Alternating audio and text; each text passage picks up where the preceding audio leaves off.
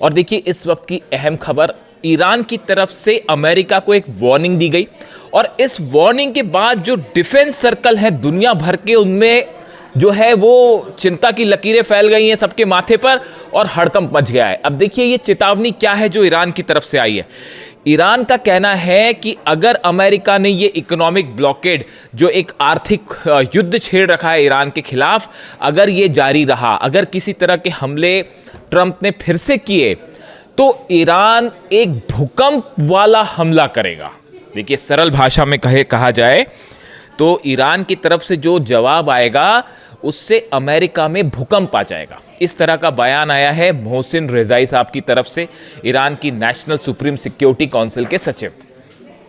अब जैसी उन्होंने इस अर्थक्वेक वाला रिस्पॉन्स की बात की, उन्होंने देखिए जो एग्जैक्ट शब्द कहे, should Trump take action our confrontation will be like an earthquake, Rezaei said.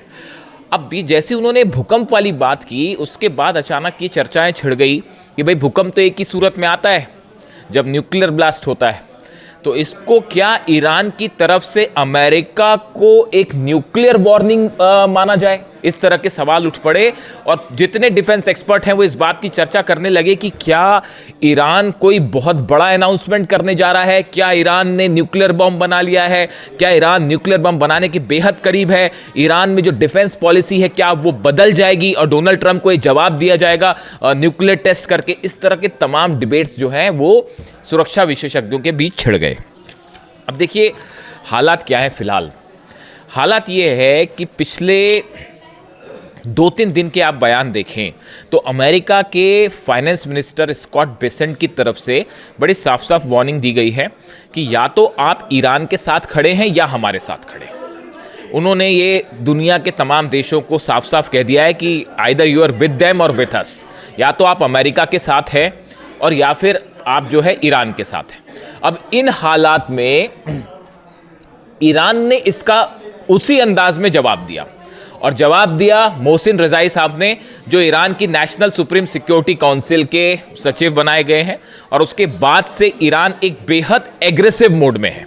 और देखिए उनकी तरफ से क्या कहा गया। उन्होंने कहा जितने अरब देश, खास तौर पर जो अरब देश अगर अमेरिका की मदद करते हैं इस इकोनॉमिक ब्लॉकेड में, जो आर्थिक प्रतिबंध लगाए जा रहे हैं, ईरान का जो है इंपोर्ट एक्सपोर्ट रोकने की कोशिश है पूरी तरह से, अगर अरब देश इसमें मदद करते हैं अमेरिका की, तो जो जो देश अमेरिका की मदद करेगा वो सब के सब ईरान की मिसाइलों के निशाने पर होगा। यानी जिस भाषा का इस्तेमाल अमेरिका के फाइनेंस मिनिस्टर ने किया, उसी अंदाज में मोहसिन रेजाई साहब ने जो है वो जवाब दिया है। We declare to all countries do not join the economic war waged by the United States। उन्होंने सीधा सीधा कहा टेलीविजन पे ईरान के कि हम सबसे अपील करते हैं कि अमेरिका जो आर्थिक युद्ध लड़ रहा है इसमें अमेरिका के साथ ना जुड़ें। Any country participating in the imposition of economic restrictions against us is considered an enemy. जो ईरान के खिलाफ इस आर्थिक युद्ध में शामिल होगा वो हमारा दुश्मन कहलाएगा।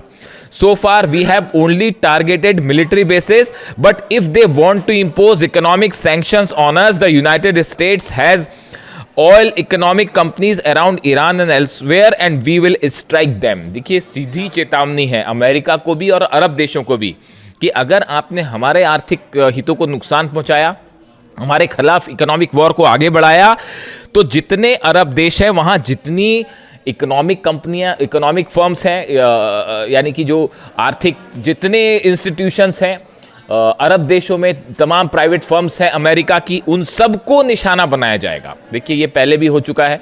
ईरान पहले भी जो है अमेज़न के ऑफिस पर हमला कर चुका है। इस तरह से अगर ये आर्थिक वॉर आगे बढ़ता है, इकोनॉमिक वॉर आगे बढ़ता है, तो अमेरिका के भी आर्थिक हित सुरक्षित नहीं रहेंगे और अमेरिकन कंपनी को निशाना बनाया जाएगा। बात नंबर 1। बात नंबर 2, उन्होंने कहा कि जितने ऑयल स्टेशंस हैं या ऑयल रिफाइनरीज हैं जो कि अमेरिका से जुड़ी हुई हैं अरब देशों की, वो सब के सब निशाने पर होगी। यानी आर्थिक जंग का जवाब आर्थिक जंग से दिया जाएगा और इसकी बाकायदा तैयारी भी कर ली है ईरान ने। देखिए मेरे हिसाब से जो सूत्रों से खबरें आ रही हैं, ये ज़्यादा दिन तक चल नहीं पाएगा। ये इकोनॉमिक जो एक ब्लॉकेड कर रखा है अमेरिका ने, ये ज़्यादा लंबा नहीं चल पाएगा। देखिए जो इन्फॉर्मेशन मेरे पास है ईरान से लेकर, ईरान से आई है जानकारियाँ ईरान ने अमेरिका का जो ये नेवल ब्लॉकेड है, खासतौर पर जो 20 जहाज़ खड़े हुए हैं अरब सागर में, जो कि ईरान से आने वाले जहाज़ों को रोक रहे हैं और ना ही किसी जहाज़ को अंदर जाने दे रहे हैं, अगर ये कंटिन्यू होता है 7 दिन से ज़्यादा तो ईरान की तरफ से इस ब्लॉकेड को तोड़ने के लिए प्रीएम्प्टिव स्ट्राइक की जाएगी। यानी कि जो एंटी शिप मिसाइल्स हैं उनसे इस पर हमले कर दिए जाएंगे और ये ईरान की तरफ से प्रीएम्प्टिव स्ट्राइक होगी। देखिए ये बात खुद जो है मोहसिन रज़ाई साहब ने जो इंटरव्यू दिया उन्होंने उनमें 2 बात कही। पहली बात उन्होंने ये कही कि अब तक जो क्या हो रहा था कि ईरान की तरफ, अमेरिका की तरफ से, इजराइल की तरफ से हमले हो रहे थे और ईरान अपने को बचाने के लिए जो है वो स्ट्राइक कर रहा था। लेकिन अब ईरान की इस डिफेंस पॉलिसी में एक बड़ा चेंज है। ईरान को अगर ये लगता है कि कहीं हमारे पर हमला होने के लिए हथियार जमा किए जा रहे हैं या जहाज़ लाए जा रहे हैं और ये बात लग रही है कि ईरान पर हमला होगा, तो अब ईरान इंतज़ार नहीं करेगा हमला करने का, बल्कि पहले हमला कर देगा दुश्मन पे। ये बड़ा पॉलिसी चेंज है और इसके हिसाब से ये माना जा रहा है, इसीलिए जो कि मोहसिन रज़ाई साहब ने खुद ये बात कही, इसलिए ये माना जा रहा है कि अब ईरान अपनी तरफ से प्रीएम्प्टिव स्ट्राइक कर सकता है। तो अब 2 हालात बन सकते हैं, या तो अमेरिका के जो जहाज़ हैं सीधा उन पर हमले हो सकते हैं, खास तौर पर एंटी शिप मिसाइल। हमने देखा कि पिछले 48 घंटे में कई एंटी शिप मिसाइल्स फायर की गई हैं। जास्क आइलैंड से, बंदर जास्क जो इलाका है वहां से कई क्रूज मिसाइल्स फायर की गई, कई एंटी शिप मिसाइल्स फायर की गई। एक F-35 का भी मैं जिक्र कर रहा हूं बार बार, एक F-35 जेट था अमेरिका का, F-35A, वो एक जहाज को एस्कॉर्ट करके आगे ले जाने की कोशिश कर रहा था। शायद हॉर्मुज से किसी जहाज को अमेरिका पार करवाना चाह रहा था और F-35 उसको प्रोटेक्ट करने के लिए उसके साथ साथ चल रहा था। इस तरह की खबरें हैं। ईरान की तरफ से मिसाइल्स फायर की गई और उस मिसाइल्स के बाद जो है ये F-35 जेट ने जो है वो पैनिक सिग्नल्स दिए और वो दौड़ता भागता यूएई में कहीं जाके लैंड किया। तो इसीलिए भी ईरान की तरफ से वार्निंग आई है कि अगर आप अमेरिकी जहाज़ों को शरण देते हैं तो भी आप हमारे निशाने पर हो। आप यूएई को लेकर देख लीजिए। यूएई में जो 2 हमले हुए, 2 बैलिस्टिक मिसाइल्स हमले का दावा किया था यूएई ने, ईरान का कहना यह फॉल्स फ्लैग ऑपरेशन था, हमने यूएई पर हमला नहीं किया। तो क्या ये इजराइल की तरफ से हमला किया गया था? और देखिए वो हमला हुआ, उसके चंद एकाध घंटे के अंदर ही यूएई की तरफ से बयान आ गया कि साहब जो है हम ईरान के साथ अपने आर्थिक संबंध तोड़ रहे हैं और हम कोई अब आर्थिक व्यापार नहीं करेंगे ईरान के साथ। ईरान ने यही सवाल उठाए कि क्या यूएई पहले से इस बात के लिए तैयार था, ये पहले से फैसला हो चुका था वॉशिंगटन में कि यूएई प्रतिबंध लगाए, ईरान के साथ जो है आर्थिक रिश्ते तोड़ ले? ये क्या अमेरिका के दबाव में हुआ है? और वो बैलिस्टिक मिसाइल वाला या तो फॉल्स फ्लैग ऑपरेशन था या उस पर जबरदस्ती ईरान पर आरोप लगा के फौरन आर्थिक संबंधों को तोड़ने के लिए एक बहाना बनाया गया और ये अमेरिका के दबाव में किया गया। इस तरह के आरोप ईरान के। इसीलिए ईरान ने ये बात कही कि अगर आप इस इकोनॉमिक ब्लॉकेट को में शामिल होते हैं अमेरिका के साथ तो आप हमारे निशाने पर होंगे। और ये वार्निंग यूएई के लिए भी है खास तौर पर।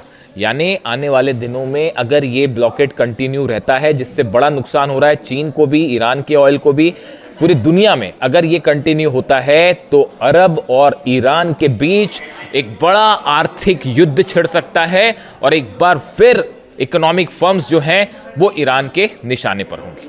इससे जुड़ा जो भी अपडेट होगा आप तक पहुंचाऊंगा। वीडियो कैसा लगा कमेंट करके ज़रूर बताएं। Thank you so much.